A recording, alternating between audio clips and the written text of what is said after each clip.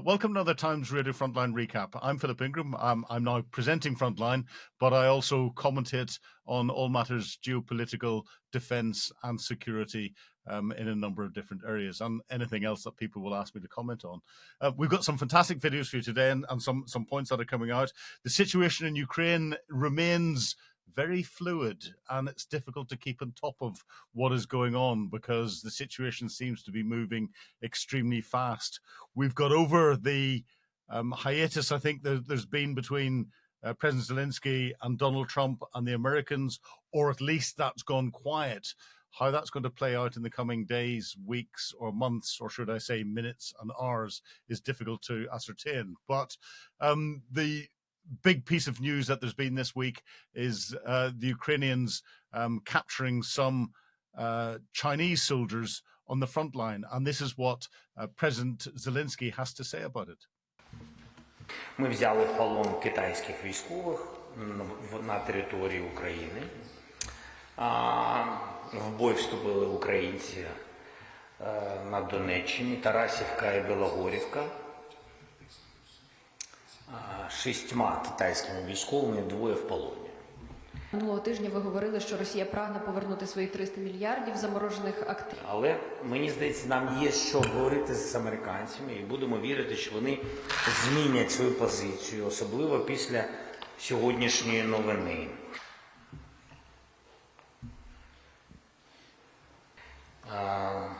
Відповідно, є документи, є їх паспорти, є навіть кредитні картки. Це громадяни Китаю. Я думаю, що це важливий дуже елемент. Я думаю, Сполученим Штатам Америки треба більше приділити увагу тому, що відбувається сьогодні. І ми очікуємо після того, що це ще одна країна, яка військово підтримує вторгнення Росії в Україну на боці Росії. Це ще одна після Ірану і військових Північної Кореї.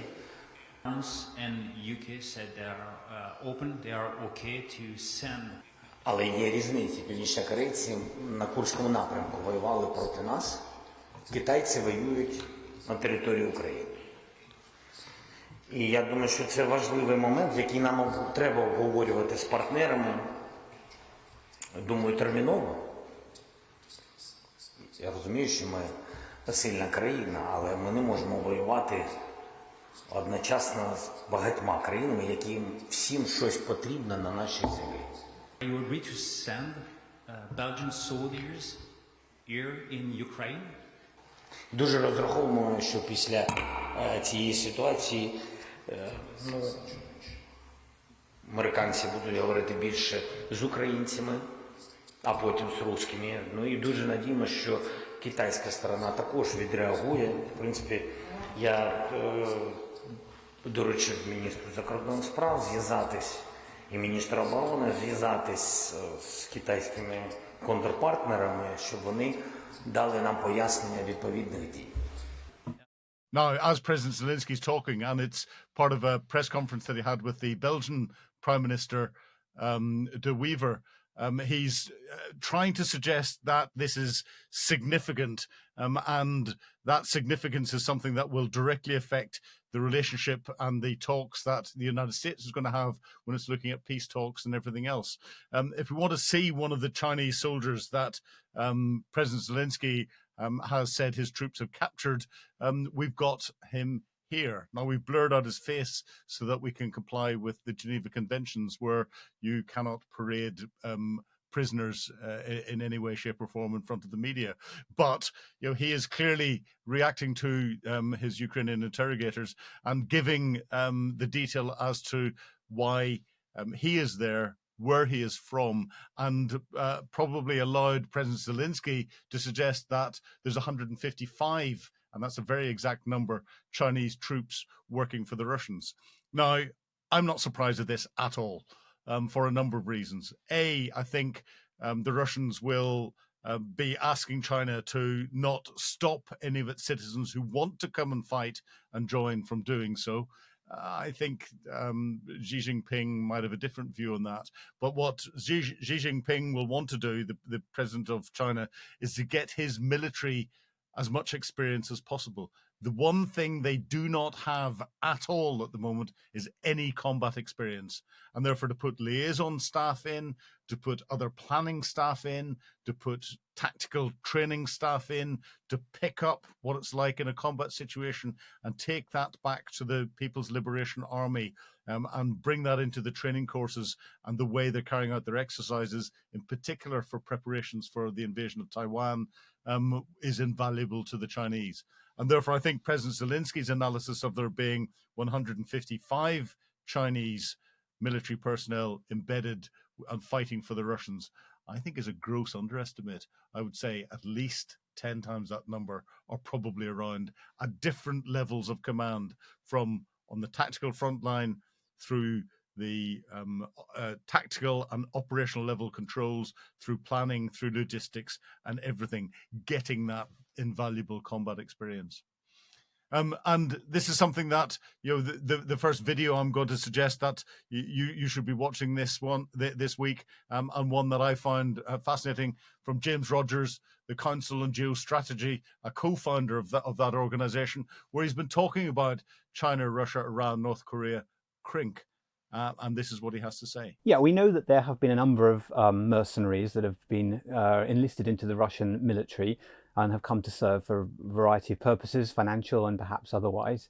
It's not clear at this stage whether they have been sent there at the behest of the Chinese Communist Party, that's to say the government of the People's Republic of China. That would be a potentially significant escalation, although we also know that there has been a great deal of support from China for Russia, both diplomatic but also military, industrial, and then of course also economic, for Russia's war. So I wouldn't be unsurprised to see Chinese forces there. The question is whether they are there of their own volition, or whether they are there because the Chinese state has sent them. I suppose there is another option here, and that is that the Chinese state has sent military advisors to assist Russia, or even advisors that are there to learn from Russia's war, and also the war that Ukraine is, the defensive war that Ukraine is conducting, to feed that information back to the People's Liberation Army in order to find out about modern warfare. And how has the war in Ukraine really solidified the emergence of the CRINC alliance? I mean, that alliance of China, Russia, Iran, and North Korea.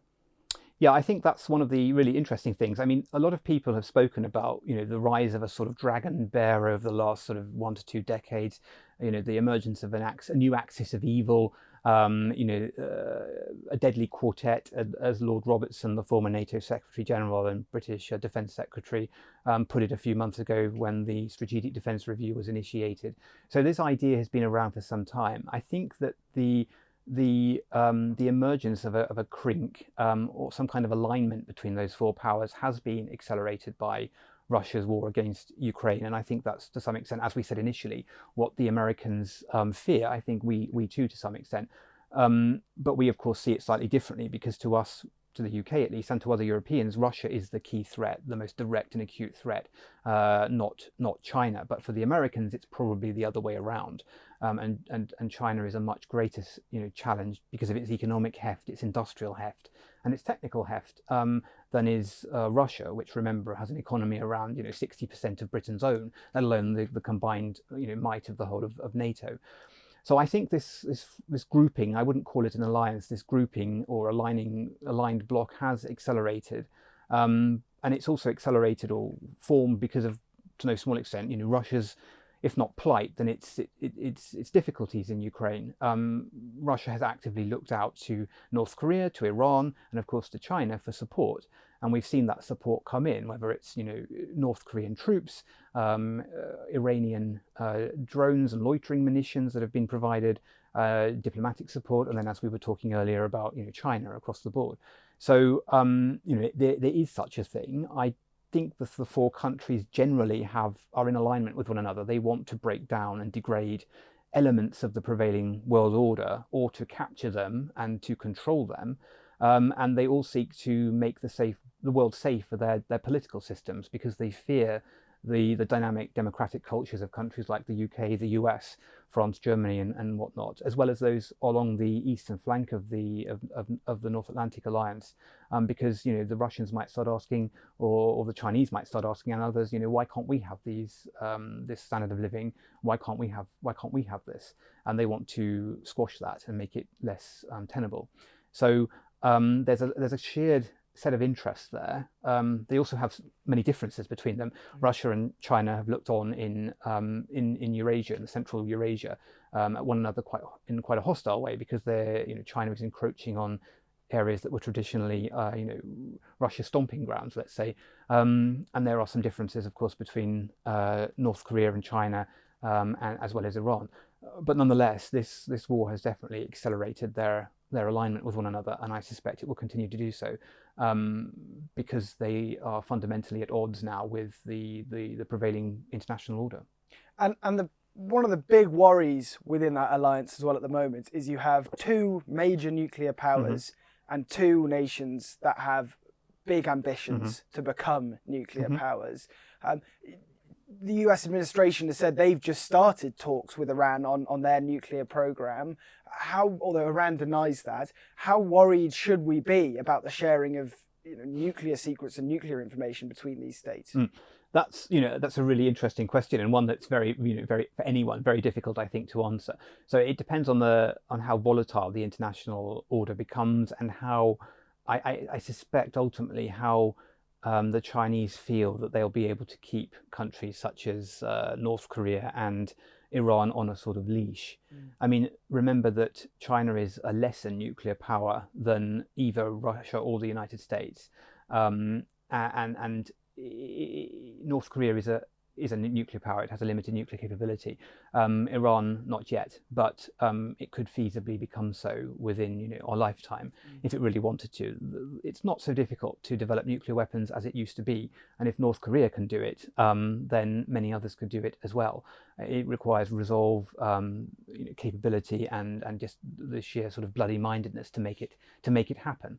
I don't think that either Russia or China would want Iran to become a nuclear state at this stage, but if it became in their interest to do so, to either constrain the Americans, to constrain the Europeans, or just to make things that little bit more difficult, I don't think they would hesitate. I mean, it really is quite an aggressive world out there right now, and I think we need to give more, pay more attention to that. Is finding in bringing the CRINC countries together, and that developing relationship that there was until Russia's full-scale invasion of Ukraine.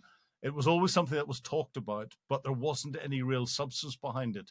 But we're now seeing worrying signs of greater substance of these different nations coming together, an axis of evil, as some described them to be.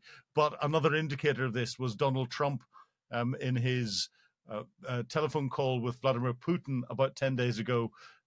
Everyone talked about and commented on what he was saying with regard to Ukraine and peace agreements and ceasefires and all the rest of it in Ukraine. A lot of people missed the fact that he talked about Russia not ensuring or not supplying Iran with any weapons that could destroy Israel. And he was directly referring here to Russian nuclear weapons, nuclear warheads to Iran. And if Donald Trump is talking about that with Vladimir Putin, that would have been based on real intelligence to suggest that Russia could have been close to doing just that, supplying Iran with a nuclear warhead or more than one. And this shows that CRINC is coming together. Russia's relying on North Korea for about 80% of its artillery ammunition, large proportions of its equipment now. Russia is running out of equipment to refurbish out of its depots. It's relying on China for a lot of support in the electronics world, providing high-tech components for Russian high-tech missiles and other military equipments.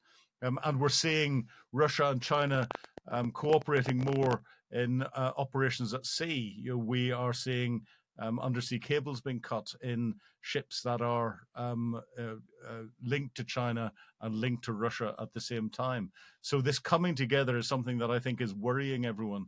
And as James points out, from the Europe's perspective, the priority is the Russia-Ukraine link that's in there. From the United States perspective, it's more the China-Russia link that's more important. We're focused on the Northern Europe threats. The United States threat priority is, I would assess, as Southeast Asia and China first, Middle East second, and we're seeing the pressure the United States is putting on Iran, and then Europe third, which is why Donald Trump is putting so much pressure on European nations to step up and take a lead with regard to supporting Ukraine. That gives, and James's video gives a very good insight to that, and his analysis is, as ever, absolutely superb. The second video I want to suggest that everyone watches today is from George Barras from the Institute of the Study of War. Well, the Russians are continuing to be able to sustain their operations, from what I can tell. They continue to find about 30 to 45,000 volunteers who are willing to sign the papers and go fight in Ukraine and do that sort of thing, including, many of them are previous conscripts who were conscripted in previous conscription cycles. And so that's not been that's not a problem now, but the rate at which they're finding them is decreasing. The amount of financial compensation that the Russian government has to give each individual volunteer is increasing.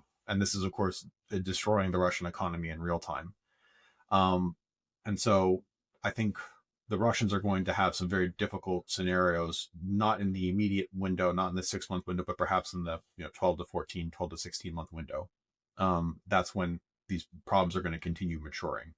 Assuming that, of course, the casualty rate presumes the same, assuming the tempo of operations resumes and maintains the same.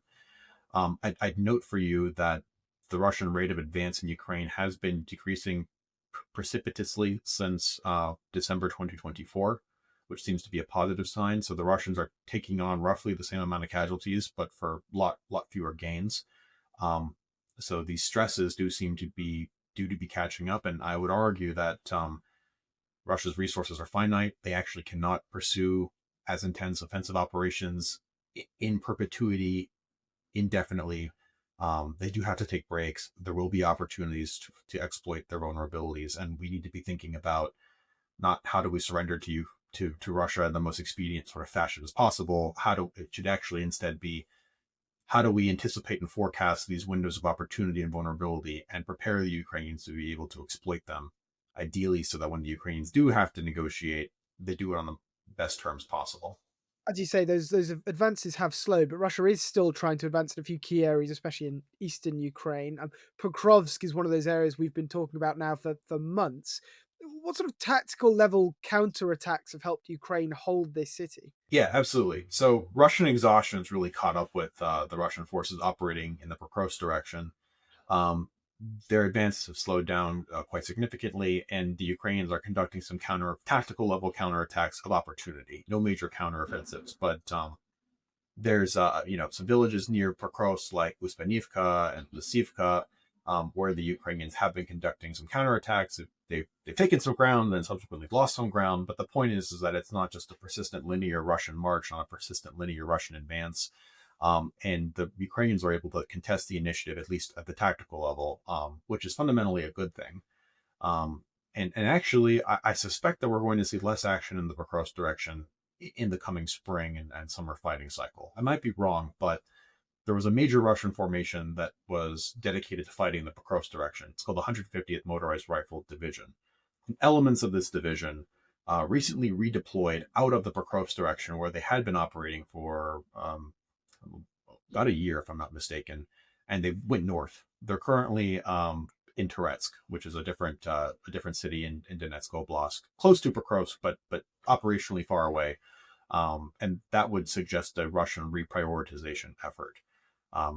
So I suspect that we'll see more action in the in the Toretsk, Chasiv Yar, Konstantinivka area, and a less of a focus on Pokrovsk. Now, George, again, his analysis is fantastic. And we're coming into a point where there's reporting to suggest that the Russian spring offensive has started. This has come out of General Syrsky, the Ukrainian military commander, and he's getting indications of it. we're not actually seeing that, and George highlights, we're not actually seeing that translate into major activity on the front line.